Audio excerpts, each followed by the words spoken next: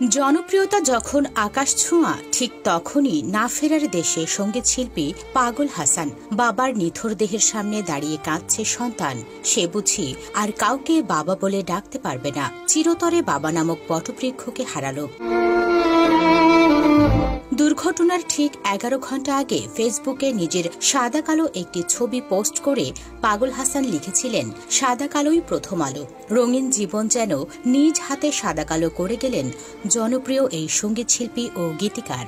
সঙ্গীত শিল্পী হাসান পাগল হাসান নামে পরিচিত ছিলেন। এই নামেই তাকে চিনতেন পরিচিতজন ও সামাজিক যোগাযোগ মাধ্যমের অনুসারীরা। আসমানে যাইও না রে বন্ধু, ধরতে পারবো না তোমায় সহ অনেক জনপ্রিয় গানের গীতিকার, সুরকার ও শিল্পী ছিলেন। তার বাড়ি ছাতক উপজেলার শিমুলতলা গ্রামে। দুর্ঘটনার প্রত্যক্ষদর্শী ও পুলিশ সূত্রে জানা যায়, যাত্রীবাহী সিএনজিটি দোয়ারা বাজার থেকে ছাতকের দিকে আসছিল। পথে সুরমা ব্রিজ এলাকায় অপর দিক থেকে আসা একটি বাস সিএনজিটিকে ধাক্কা দেয়। দুর্ঘটনায় সিএনজিটি দুমড়ে মুচড়ে যায়। এ সময় শিল্পী পাগল হাসান সহ সিএনজির আরেক যাত্রী ঘটনাস্থলেই মারা যান। খবর পেয়ে ফায়ার সার্ভিস লাশ উদ্ধার করে পুলিশের কাছে হস্তান্তর করে। সামাজিক যোগাযোগ মাধ্যমেও একাধিক জন পাগল হাসানের মৃত্যুর খবর জানিয়েছেন। পাগল হাসানের বন্ধু ফ্রান্স প্রবাসী তারেক মিয়া জনি ঢাকা মেইলকে বলেন, রাতেও কথা বলেছি ওর সঙ্গে, আজ হঠাৎ তার মৃত্যু সংবাদ শুনলাম। এই খবর শুনে